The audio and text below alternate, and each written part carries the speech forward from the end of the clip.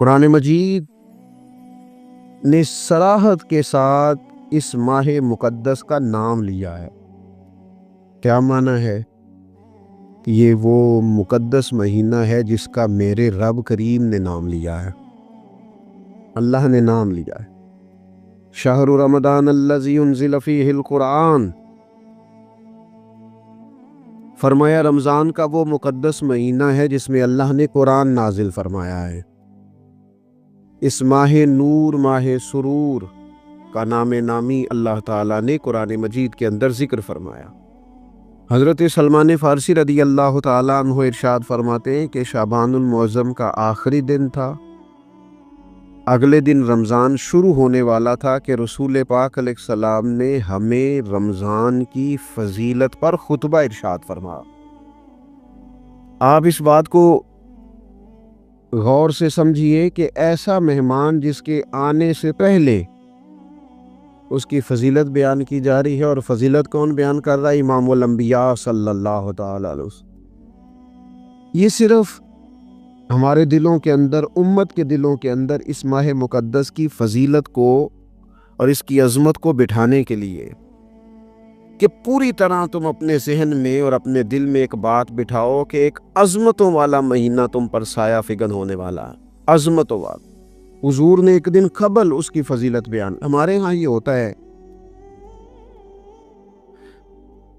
کہ ہم کسی چیز کی اہمیت کو لیتے ہیں لیکن سمجھتے ہیں کہ یہ کوئی روٹین ورک ہے، یعنی نارملی ہر سال رمضان شریف آتا ہے، اپنے وقت کے حساب سے چاند بدلتا ہے اور اپنے وقت پر رمضان شریف آ جاتا ہے۔ ہم سمجھتے ہیں کہ یہ مطلب روٹین کا ایک معاملہ ہے، ایک روٹین کی چیز ہے۔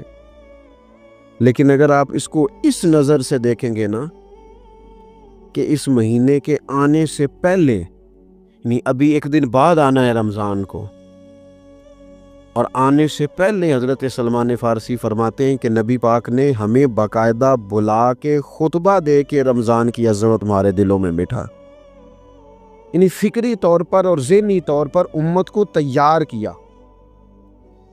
فرمایا تم پر ایک ایسا مہینہ سایہ فگن ہونے والا ہے جو مبارک ہے تمہارے لیے، باعث برکت ہے تمہارے لیے۔ تم اپنے آپ کو ذہنی طور پر تیار کرو کہ ایک ماہ نور تمہارے قریب آ رہا ہے۔ جو رمضان، اسلامی عبادات جتنی بھی ہیں نا، وہ مخصوص پوجا پاٹ نہیں۔ اسلامی عبادات میں سے کوئی عبادت بھی ایسی نہیں جس کا مقصد ہی ہو کہ آپ نے اتنے وقت سے لے کر اتنے وقت تک فلاں عمل کرنا ہے۔ جتنی بھی عبادات ہیں اسلامی، وہ اپنے دامن میں کوئی نتیجہ رکھتی ہیں، کوئی رزلٹ رکھتی ہیں، اس کے ثمرات انسانی زندگی پر مرتب ہوتے ہیں۔ انسان کو تزکیہ نصیب ہوتا ہے، اس کے باطن کو صفائی نصیب ہوتی ہے، اسے خیر کرنے کا موقع ملتا ہے، تربیت کے بہت سارے مواقع اس میں پائے جاتے ہیں، بہت سارے اسرار و رموز کے ساتھ اسلامی عبادات ہیں۔ یہ جو رمضان المبارک ہے نا، یہ جو روزہ ہے، یہ روزہ اپنے دامن کے اندر تربیت رکھتا ہے، تربیت۔ یا ایھا الذین آمنوا کتب علیکم الصیام کما کتب علی الذین من قبلکم لعلکم تتقون۔ اے ایمان والو، تم پر روزے فرض کیے گئے جیسا کہ تم سے پہلے لوگوں پر بھی فرض کیے گئے تھے تاکہ تم تقوی اختیار کرو۔ روزہ تمہیں پرہیزگار بنائے گا، تمہارے اندر سے جو نفسانی چیزیں ہوں گی انہیں نکالے گا، اور اللہ تبارک و تعالیٰ کی طرف تمہارے دل کا رجحان ہوگا، تمہاری روح کا رجحان ہوگا، تمہیں تزکیہ دے گا۔ روزہ انسان کی تربیت کرتا ہے، انسان کو روزہ ذہنی طور پر تیار کرتا ہے کہ اللہ کے حکم کے مطابق کھانا ہے، اللہ کے حکم کے مطابق پینا ہے۔ سب سے بڑا مسئلہ اس دور کا رزق کے حلال کا حصول ہے اور حرام سے اجتناب ہے۔ تو روزہ ہمیں یہ سبق پڑھاتا ہے کہ ہم وہی کھائیں گے اور اسی وقت کھائیں گے جو کھانے کا ہمیں ہمارے رب نے حکم ارشاد فرمایا ہے، اور جسے اللہ رسول منع کر دیں گے جتنی مرضی چمک دمک اپنے دامن میں رکھے، جتنی مرضی، لیکن ہم وہی لیں گے جو ہمارے لیے جائز ہے۔ آپ غور فرمائیے، روزہ لعلکم تتقون، روزہ تمہیں پرہیزگار کرتا ہے۔ بہت سارے لوگ ایک بات کرتے ہیں کہ عادتیں نہیں بدلی جاتی یار، کوشش کرتا ہوں لیکن میری عادت نہیں تبدیل ہوتی۔ میں آپ کو ایک رائے دینے لگا ہوں، مشورہ دینے لگا ہوں، میں آپ سے یہ عرض کرنے لگا ہوں کہ موقع آیا ہے رمضان شریف کا۔ رمضان میں نا بندہ روٹین میں اپنی عادتیں بدلتا ہے۔ کسی کو سویرے 7 بجے کھانے کی عادت ہے، کسی کو 9 بجے کھانے کی عادت ہے، کوئی صبح ناشتہ نہیں کرتا، دوپہر میں ہی کھاتا ہے۔ لیکن رمضان آیا تو عادت بدل گئی۔ 7 بجے والا بھی نہیں کھا رہا، 9 بجے والا بھی نہیں کھا رہا، دوپہر والا بھی نہیں کھا رہا، سارے سحری میں کھا رہے ہیں۔ عادت بدل گئی، بالکل طبیعت بدل گئی، روٹین چینج ہو گئی۔ کوئی اٹھ رہا تھا صبح فجر میں، اللہ کی توفیق سے اللہ تعالیٰ معاف فرمائے تو کچھ ایسے بھی تھے جو 9-10 بجے اٹھ رہے تھے، کچھ الحمدللہ فجر پڑھ کے چلو کسی وجہ سے پھر سو گئے، 10-11 بجے اٹھ رہے تھے، روٹین بدلی ہوئی تھی۔ رمضان آیا تو بدل گئی، سارے سحری میں اٹھ رہے ہیں، تہجد کے وقت سب کی آنکھ کھل رہی ہے، بالکل روٹین بدل گئی، حالات بدل گئے، معاملات تبدیل ہو گئے، اوقات تبدیل ہو گئے، دفاتر کے ٹائم تبدیل ہوئے، اسکولوں کے نظام تبدیل ہوئے، مدارس کے اوقات تبدیل ہوئے، ہر چیز کے اندر تبدیلی آئی۔ معنی کیا ہے کہ اللہ نے تمہیں موقع دیا ہے کہ عادتیں بدلی جا سکتی ہیں، اپنے آپ کو تبدیل کیا جا سکتا ہے، لائف سٹائل کو چینج کیا جا سکتا ہے۔ یہ موقع آیا ہے، ایک مہینہ ہے پورا، 2-3 دن 4 دن آپ کی روٹین بگڑ جائے نا سونے کی، یعنی روٹین سے ہٹ کے آپ سونا جاگنا شروع کر دیں تو پھر وہی روٹین بن جاتی ہے، پھر اسی ترتیب سے انسان سارے کام کرتا ہے۔ تو رمضان میں روٹین چینج ہوگی، سارے تہجد میں اور سحری میں اٹھیں گے، تو اللہ کرے نا یہ روٹین قائم رہے۔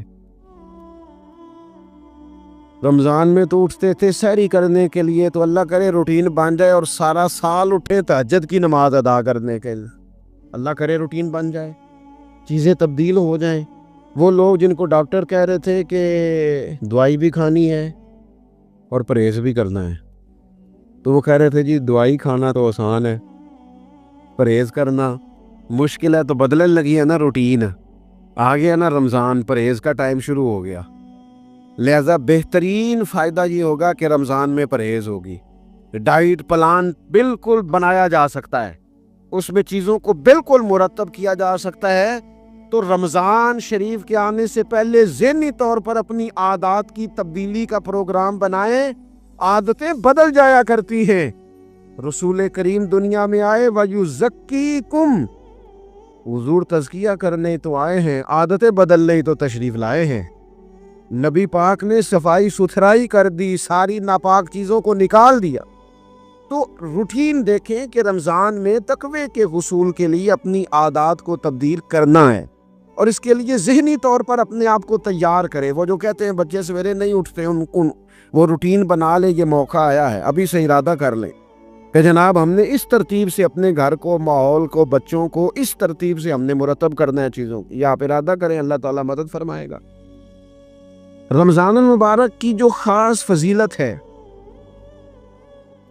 اس خاص فضیلت کو رمضان آنے سے پہلے ذہن میں بٹھا لیں، اور رمضان المبارک پورے کا پورا اس ذوق سے گزارے کہ ذہن میں بات موجود ہو، ذہن میں کہ دراصل رمضان کیا ہے۔ اللہ کے پیارے رسول صلی اللہ تعالی علیہ وسلم نے فرمایا، اے لوگو تم پر ایک عظیم المرتبت مہینہ سایہ فکن ہو رہا ہے۔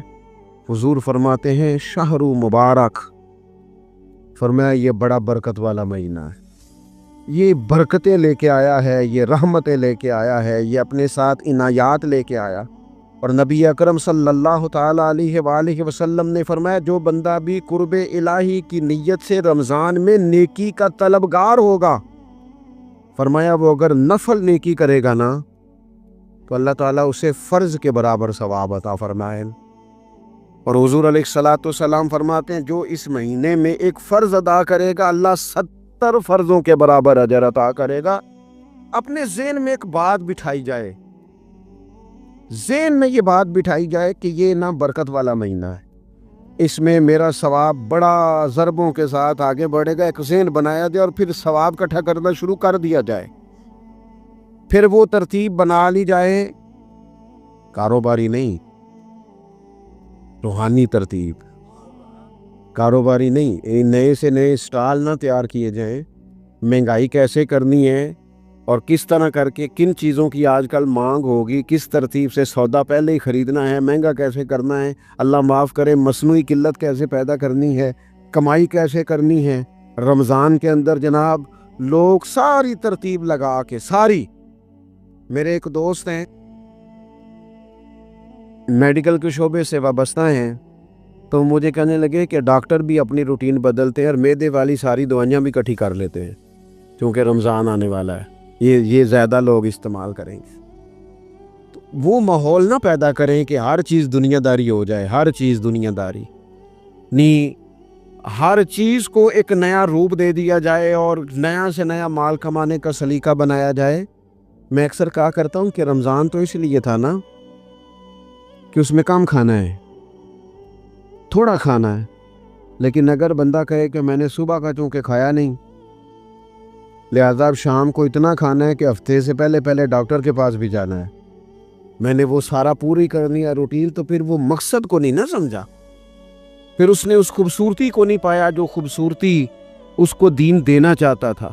ایک تو رمضان کی فضیلت کو سمجھنا، اور پھر جب ہم روزہ دار ہیں، ہم نے روزہ رکھا ہوا ہے،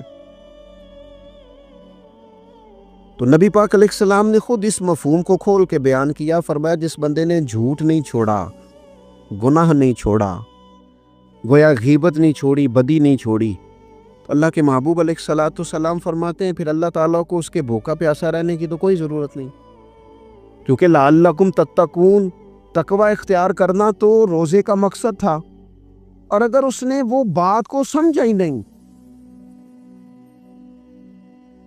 استاد کے لیے صرف استاد ہو جانا ہی ضروری نہیں، اس کو پھر اپنے منصب کا لحاظ کرنا بھی ضروری ہے کہ میں استاد ہوں۔ والد کا صرف والد ہو جانا ہی کمال نہیں، اس کو پھر اس منصب کے تقاضوں کو بھی سمجھنا چاہیے کہ اب میں ایک باپ ہوں، اب میں روٹین میں وہ آزاد نہیں ہوں کہ جہاں میرا جی چاہے گا جاؤں گا، جہاں میری طبیعت چاہے گی میں کھاؤں گا، جہاں میرا دل کرے گا میں وہ کام کروں گا۔ اب آپ سرپرست ہیں، سربراہ ہیں۔ انسان دیکھیں نا، ایک شخص ہے وہ عالم ہے، اب علم پڑھ لینا صرف کمال نہیں، وہ اپنے منصب کو بھی تو سمجھے نا، اس منصب کے وقار کو، اس کے لحاظ کو بھی تو سمجھے نا۔ ایک آدمی اگر عمر رسیدہ ہے، بڑا ہے، بزرگ ہے، اور وہ چاہتا ہے کہ میری بزرگی کی وجہ سے میرا اکرام کیا جائے، تو اسے اپنے منصب کا بھی لحاظ کرنا پڑے گا۔ اس کو حضرت سعد ہی فرمایا کرتے تھے میں نے 18 سال کے بزرگ دیکھے اور میں نے 75 سال کے بچے دیکھے۔ حضور کیا مطلب؟ فرمانے لگے عمر ہو گئی لیکن اپنے منصب کا خیال نہ کیا، عادات بچوں والی رہی، اور فرماتے میں نے ایسے لوگ دیکھے جن کو شروع وقت میں ہی اللہ والوں کی صحبت نصیب آئی، تو وہ جو بزرگی ہے وہ پھر عمر کی وجہ سے نہیں ملی، وہ اللہ نے علم اور عمل کی وجہ سے عطا فرما۔ تو اپنے منصب کا لحاظ کرنا کہ میرا یہ منصب ہے۔ اسی طرح جب ہم نے روزہ رکھا ہوا ہوگا نا، تو پھر ہم نے اس منصب کا بھی لحاظ کرنا کہ میں روزے دار ہوں، پھر خالی بھوکے پیاسا نہیں رہنا۔ رسول پاک صلی اللہ تعالی علیہ وآلہ وسلم نے پتہ ہے روزے دار کی فضیلت کیا بیان فرمائی؟ اللہ کے محبوب صلی اللہ تعالی علیہ وسلم فرماتے ہیں کہ رب فرماتا ہے ابن آدم کا ہر عمل اس کے لیے ہے، روزہ میرے لیے، اور فرمایا میں خود جزا دوں گا روزے کی، میں خود جزا دوں گا روزے کی۔ اور حضور فرماتے ہیں روزہ ڈھال ہے، جو شخص روزہ دار ہو وہ بےہودگی سے، فحش گوئی سے اجتناب کرے، اور اللہ کے محبوب صلی اللہ تعالی علیہ وسلم فرماتے ہیں اگر کوئی شخص اسے گالی دے، اگر کوئی شخص اس سے جھگڑا کرنا چاہے تو پتہ کیا جواب دے؟ اسے کہے بھئی میں روزے دار ہوں، میرے منصب کا تقاضا نہیں کہ میں تیرے ساتھ الجھوں۔ اور رسول پاک صلی اللہ علیہ وسلم فرمانے لگے اوہو اتنی بڑی بات، حضور فرمانے لگے، یہ صحیح مسلم کے لفظ ہیں، کریم محبوب فرمانے لگے مجھے اس رب کی عزت کی قسم جس کے قبضے میں محمد عربی صلی اللہ علیہ وسلم کی جان ہے، حضور فرماتے روزہ دار کے منہ کی خوشبو اللہ تعالیٰ کے نزدیک قیامت کے دن مشک کی خوشبو سے بھی زیادہ وقت والی ہوگی۔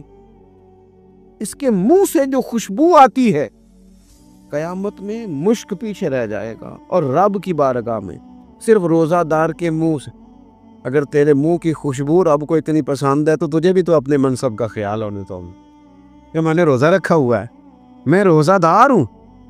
اور میرے نبی پاک علیہ السلام کے یہ دو لفظ ہیں نا، وہ صوفیاء ہیں نا، اللہ کے نیک بندے جو ساری زندگی تڑپتے رہے کہ کبھی اے حقیقت منتظر نظر آنا لباس مجاز میں، کبھی مالک ایک دفعہ کبھی تیرا جلوہ ملے، کبھی اے حقیقت منتظر نظر آنا لباس مجاز میں، لاکھوں سجدے تڑپ رہے ہیں میری جبین نیاز میں، اور جو ساری زندگی کہتے رہے کہ ہم تو عمر دراز مانگ کے لائے تھے 4 دن، 2 آرزو میں کٹ گئے، 2 انتظار میں، کہ دیکھو انہیں انعام ملنے لگا ہے۔ جو اس کی راہ کے سوالی تھے، جو اس کے رستے کے مسافر تھے، جو اسے پانا چاہتے تھے، جو اس کی دید کرنا چاہتے تھے، جو اسے ملنا چاہتے، میرے رسول پاک علیہ السلام نے فرمایا روزہ دار کو 2 خوشیاں ملیں گی۔ ایک خوشی اس وقت ملتی ہے جب وہ افطار کرتا ہے، اور فرمایا ایک خوشی اس وقت ملے گی جب وہ اپنے رب سے ملاقات کرے گا، جب وہ اس سے ملے گا تو اس وقت روزہ دار کو خوشی ہوگی۔ میرے دوستو، خوشی تو جو ہوگی سو ہوگی، لیکن یہ لفظ بڑے حسین نہیں کہ روزہ دار کی رب سے ملاقات ہوگی، یہی لفظ بڑے با کمال نہیں۔ ایک روایت میں تو یہ ہے نا کہ روزہ میرے لیے ہے، میں اس کی جزا دوں گا، اور ایک روایت میں یہ ہے کہ روزہ میرے لیے ہے اور رب فرماتا ہے میں خود روزے کی جزا ہوں، یعنی باقی نیکیوں پر ثواب ملے گا، روزہ رکھنے والے کو رب رحمان ملے گا۔ نبی اکرم صلی اللہ تعالی علیہ وسلم کے امت کے صوفیاء نے نا کچھ چیزوں کو بڑا کھولا ہے۔ عارف رومی کہتے ہیں کہ ایک دن نا محمود غزنوی نے خزانوں کے دروازے کھول دیے اور فرمایا بھئی میں نے آج ہر چیز کھول دی ہے، جو جس چیز پہ ہاتھ رکھے گا وہ اسی کی ہو جائے گی۔ لوگ دوڑے، کوئی سونے کی طرف، کوئی چاندی کی طرف، کوئی جائیدادوں کی طرف، کوئی خزانے کی کنجیوں کی طرف، کوئی بڑے بہترین گھوڑے اور اونٹوں کی طرف، لوگ دوڑ گئے، جو جس پہ ہاتھ رکھے گا اسی کا، سب بھاگ گئے۔ ایاز بیٹھا ہے، نہ وہ حسن میں رہی شوخیاں، نہ وہ عشق میں رہی گرمیاں، نہ وہ غزنوی میں تڑپ رہی، نہ وہ خم ہے زلف ایاز میں، وہ لذتیں کہاں۔ ایاز چپ کر کے بیٹھا ہے۔ پھر محمود نے ایاز کی طرف مخاطب کر کے کہا ایاز اٹھنا نہیں، آج لوٹ سے لگ گئی ہے، جو جس چیز پہ ہاتھ رکھے گا اسی کی۔ ایاز کہنے لگا بات پکی ہے نا؟ تو محمود خوش تھے، موڈ بڑا اچھا تھا، کہا بالکل پکی ہے۔ تو ایاز کہنے لگے چلو ٹھیک ہے۔ ایاز اٹھے، پیچھے سے جا کے نا تو محمود کے کندھے پہ ہاتھ رکھ دیا، محمود کے کندھے پہ ہاتھ رکھا۔ محمود کہنے لگے یہ کیا بات کا، آپ سے میں نے پوچھا تھا بات پکی ہے، جو جس پہ ہاتھ رکھے گا اسی کا نا۔ تو تھوڑی دیر پہلے مسکراتے چہروں میں آنسو آ گئے، ایاز بھی روئے تو محمود بھی روئے۔ کہا بادشاہ پکا رہنا، وہ جن کو خزانے چاہیے تھے وہ دوڑ گئے، مجھے تو چاہیے۔ لنگ کئی مہینے تے برس گئے تے تیری دید نو دیدے ترس گئے، تیری تو ملے گا۔ تو پھر کہا محمود نے، اس نے کہا میں وعدہ کر چکا تھا، بس ٹھیک ہے، باقیوں کے خزانے اور میں تیرا طے ہو گئی۔ فرمایا باقی نیکیوں پر ثواب ملے گا، روزہ رکھنے والے کو رب رحمان ملے گا، اللہ کا قرب ملے گا۔ دیکھو نا، وہ خاص انسان کو کیفیت حاصل ہوتی ہے روزے میں، رب کے ہونے کا یقین۔ وہ جو صوفیاء کہتے ہیں نا مراقبہ کرو، وہ نصیب ہوتا ہے۔ یعنی کسی کو کیا پتا ہے اس کا روزہ ہے کہ نہیں، اکیلا ہے نا گھر میں، فریزر بھرا ہوا ہے، نہیں نہ کھاتا، کیوں؟ اسے پتا ہے میرا رب میرے ساتھ ہے، میرا رب مجھے دیکھ رہا ہے۔ بس یہ تصور توحید پکا ہو جاتا ہے رمضان، تو پھر اللہ تبارک و تعالیٰ کی بھی خاص رحمت اور کوئی خاص ہی اعزاز۔ حضور فرماتے ہیں جنت کے کئی دروازے ہیں، ایک باب الریان ہے، اس سے صرف روزہ دار گزریں گے۔ آواز ہوگا روزے والے آ جاؤ، وہ آ جائیں گے، فرمایا اس خاص دروازے سے گزرو، جب گزر جائیں گے تو فرمایا بند کر دو بھائی، اور کوئی نہیں گزرے گا یہاں سے، دروازہ ہی مخصوص ہے، ان کا اعزاز ہی ذرا زیادہ ہے۔ تو میرے عزیز، رمضان شریف کے اندر وہ منصب کا بس خیال رکھیں کہ میں روزہ دار ہوں، اس احتیاط کے ساتھ۔ اور دوسری جو رمضان کی چند عبادات ہیں نا، سب سے پہلی تو میں عرض کروں گا تراویح کے حوالے سے، یہ بات یاد رکھ لیں کہ نبی پاک علیہ الصلوۃ والسلام نے فرمایا جس نے ایمان اور احتساب کی نیت کے ساتھ رمضان میں قیام کیا، اللہ اس کے پچھلے سارے گناہوں کو معاف فرما دے گا۔ اور ایک مقام پر نبی پاک صلی اللہ تعالیٰ علیہ وسلم نے بیان کیا، یہ مشکات میں موجود ہے، حضور فرماتے ہیں رمضان اور قرآن دونوں قیامت کے دن بندے کی شفاعت کریں گے۔ رمضان کہے گا یا اللہ میں نے اسے دن بھر کھانا کھانے سے باز رکھا، اور تیری بارگاہ کے حکم کے مطابق اس نے اپنے آپ کو ان چیزوں سے بچا کے رکھا۔ اور قرآن کہے گا مالک رات میں نے اسے نیند سے روکے رکھا۔ کیا مطلب؟ اس نے کھڑے ہو کے عبادت کی، اگرچہ اس سے مراد شارحین حدیث نے تراویح بھی لیا ہے، تہجد کی نماز بھی لیا ہے، صلاۃ اللیل بھی لی ہے، لیکن میرے عزیز یہ خاص ربط ہے قرآن مجید کے ساتھ تراویح کا۔ مسنون ہے رمضان کی راتوں میں قرآن مجید اور تراویح کا پڑھنا۔ اگر تھوڑی سی نا طبیعت میں صرف تبدیلی پیدا کی جائے، میں نے دیکھا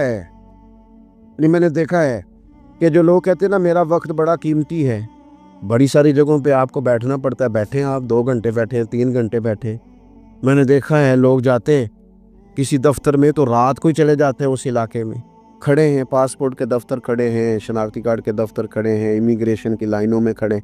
کچھ ذہن تو بنائیں کہ میں نے رات کھڑے رہنا ہے اور اپنے رب کی عبادت کرنی۔ تراویح کو ذرا ذوق سے آپ اگر تھوڑا ارادہ کر لیں گے نا، یعنی کوئی ایسا مشکل کام نہیں، میری تو رائے یہ ہے کہ پہلے 3-4 دن ذرا جم کے ذہن بنائیں اور تھوڑا سا نا روٹین کو بدلنے کی کوشش نہ کرے۔ جس امام صاحب کے پیچھے تراویح شروع کرے، کوشش کریں ساری وہیں پڑھیں۔ روٹین بدلنے سے بھی سستی آتی ہے، ایک دن یہاں گئے، 2 دن وہاں گئے، تو یہ روٹین بدلنے سے بھی بعض اوقات سستی آتی ہے۔ کوشش کریں ایک جگہ پہ قرآن شریف سننا شروع کریں اور پھر پورا قرآن مجید وہیں پہ سنیں اور تھوڑا ذہن بنائیں۔ میں نے دیکھا ہے ہمارے استاد صاحب اس طرح کیا کرتے تھے کہ بہت تھوڑا کھانا افطاری کے وقت، تھوڑا، اور ان سے کہا جاتا آپ بزرگ آدمی ہیں، اتنا کم کھانا کیسے نظام چلے گا؟ تو فرماتے تھے میں 1 چپاتی اور آدھی چپاتی کھا لوں گا لیکن تراویح کے بعد، اب اگر زیادہ کھانا کھاؤں گا تو طبیعت میں سستی آئے گی، میرے لیے کھڑا ہونا مشکل ہو جائے، سادہ سا کھانے کے ساتھ افطاری کی جائے گی۔ اور تراویح کے لیے اپنے آپ کو ذہنی کہاں ٹائم ملتا ہے سارا سال قرآن پڑھنے سننے کا، یہ تو اللہ نے موقع عطا فرمایا ہے، تو تھوڑا سا اگر دلچسپی پیدا کی جائے، بڑا سونا قرآن مجید پڑھا جاتا ہے مساجد میں، بچے بڑی خوبصورتی سے، تو اللہ کا شکر ہے جگہ جگہ پہ۔ اور مساجد کے علاوہ بھی میں نے دیکھا ہے ہم سے لوگ مطالبہ کرتے ہیں کہ ہماری فیکٹری میں رات کو بھی کام ہوتا ہے، اتنے سارے ورکر ہیں تو بچہ کوئی مل جائے قرآن شریف سنائے، فلانی جگہ بھی اتنے لوگ ہیں تو اگر موقع مل جائے، تو اگر تھوڑا ذہن بنایا جائے، شوق پیدا کیا جائے تو اللہ تعالیٰ فضل فرماتا ہے، انسان کو طاقت ملتی ہے کھڑے رہنے۔ ایک تو تراویح، روزہ، تراویح، اور تیسری بات ہے سحر اور افطار۔ یہ جو سحری اور افطار، یہودی جو تھے نا وہ سحری نہیں کرتے تھے، سحری کا نام و نشان نہیں تھا، روزہ رکھتے سحری نہیں کرتے، تو نبی پاک صلی اللہ تعالیٰ علیہ وسلم نے فرمایا ہمارے اور یہودیوں کے درمیان فرق ہی سحری کا ہے، اور نبی پاک صلی اللہ تعالیٰ علیہ وآلہ وسلم نے فرمایا سحری کھایا کرو، سحری کھانے میں برکت ہے۔ اور اگلی بات سننی آپ نے تو خوش ہو جانا ہے، سحری کو معمولی نہ سمجھے، سحری کرنا عبادت ہے۔ ہاں آپ مت سمجھے کہ میں روٹی کھا رہا ہوں، یہ تو میرے سامنے دہی رکھا ہوا ہے، یہ تو سالن رکھا ہوا ہے، یہ تو اچار رکھا ہے، تو چپاتیاں رکھی ہیں۔ سحری کھانا عبادت ہے۔ آپ صبح اٹھے، آپ کی تو روٹین ہی اور تھی، تو 7 بجے کھاتے تھے، 9 بجے کھاتے تھے، یہ جو آپ صبح کھا رہے ہیں اٹھ کے سحری میں، اپنی مرضی سے تھوڑی کھا رہے ہیں، یہ تو کسی کے کہنے سے کھا رہے ہیں، یہ تو کسی کے بٹھائے بیٹھے ہیں۔ یہ جو سحری کا لنگر ہے یہ رب رسول کی رحمت کے ساتھ عطا ہوتا ہے، یہ کرم ہے، یہ اللہ رسول کے بٹھائے بیٹھے۔ کیا میرے رسول پاک صلی اللہ تعالی علیہ وآلہ وسلم نے بات کھول لی ہے، ترغیب و ترہیب میں حدیث ہے، اللہ کرے یہ کبھی چسکا لگ جائے، یہ والا مزہ آ جائے تو پھر تو گھر میں دسترخوان نہیں بچھا ہوا ہوگا، پھر تو رنگ ہی کوئی اور ہوگا۔ حضور فرماتے اللہ تعالی اور اس کے فرشتے سحری کھانے والوں پر رحمتوں کا نزول فرماتے ہیں۔ کھائی روٹی جا رہی ہے، پکا ہوا کھانا ہے، لیکن حضور فرماتے ہیں رب بھی رحمتیں فرما رہا ہے اور اللہ کے حکم سے فرشتے بھی رحمتوں کا نزول کر رہے ہیں سحری کھانے والوں پر۔ تو خوب توجہ سے، ذوق سے، شوق سے۔ اور پھر جو افطار کا معاملہ ہے، حضور فرماتے ہیں جب روزہ کھولنے والا روزہ کھولتا ہے تو جو دعا مانگتا ہے رب قبول فرما لیتا ہے۔ یعنی افطار کا وقت ایسا ٹائم ہے جو دعاؤں کی قبولیت کا وقت ہے۔ افطار کرنا بھی ہے، کرانا بھی ہے۔ مہنگائی ذرا عروج پہ چلی گئی ہے، میں بار بار کہتا ہوں، مجھ سے نا لوگ دعا کے لیے مجھے کہتے کہتے اپنے کئی دکھ بتا دیتے ہیں۔ تھوڑا سا نا افطاریاں مہربانی فرمائیے گا سیاسی نہ کیجیے گا۔ وہ جن سے مال لیتے ہیں، وہ جن کو مال دیتے ہیں، وہ جن سے ووٹ لینے ہیں، وہ جنہوں نے ووٹ لینے ہیں، اس بنیاد پر سحر افطار کے بندوبست نہ کریں رضائے الہی کے لیے۔ میرے محبوب فرماتے جس نے رب کی رضا کے لیے کسی کو افطار کرایا، جتنا ثواب اللہ روزہ رکھنے والے کو دے گا اتنا افطار کرانے والے کو بھی عطا کرے۔ اور ایک حدیث تو آپ پڑھیں گے تو جھوم جائیں گے، سنیں گے تو خوش ہو جائیں گے، المعجم الکبیر میں موجود ہے۔ نبی پاک علیہ السلام فرماتے ہیں جس نے حلال کھانے اور حلال پانی سے کسی کا روزہ افطار کرایا نا، ذرا دیکھنا غریبوں کے گھروں کو جھانکنا، ذرا اپنے عزیزوں میں ایک نظر دوڑا لینا، ذرا رمضان کی نیت کر کے رمضان سے پہلے ہی غرباء تک راشن پہنچا دینا، ان کی فکر دور ہو جائے، وہ پہلی شام ہی اپنے بچوں کے ساتھ آسودہ حال ہو کے بیٹھے۔ دیکھ لینا یہ نہ ہو کہ ایک بھائی کھل کے کھا رہا ہو اور دوسرے کے بچے منتظر ہوں کہ آج سحر افطار میں کیا کرنا ہے۔ اپنے گلی محلے میں دیکھ لینا، ہم اس رسول کے ماننے والے ہیں جنہوں نے فرمایا میں اسے مومن ہی نہیں جانتا جو پیٹ بھر کے کھائے اور اس کا ہمسایہ بھوکا رہ جائے۔ تھوڑا سا اپنے ارد گرد نظر ڈال لینا۔ المعجم الکبیر میں حدیث موجود ہے، اللہ کے پیارے رسول صلی اللہ تعالی علیہ وسلم نے فرمایا جس نے حلال پانی سے، حلال روٹی سے کسی کا روزہ افطار کرایا تو فرمایا فرشتے اس بندے کے لیے رمضان کے دنوں میں، رمضان کی گھڑیوں میں دعا کرتے ہیں، اور جناب جبریل امین اس کے لیے شب قدر کی رات دعا کرتے ہیں۔ حضرت جبریل شب قدر میں دعا کریں گے خاص رات، یا اللہ اس بندے پر فضل فرما، اس نے تو غریب آدمی کو افطار کرا۔ یہ ایک عبادت ہے، اس عبادت کا خیال کریں۔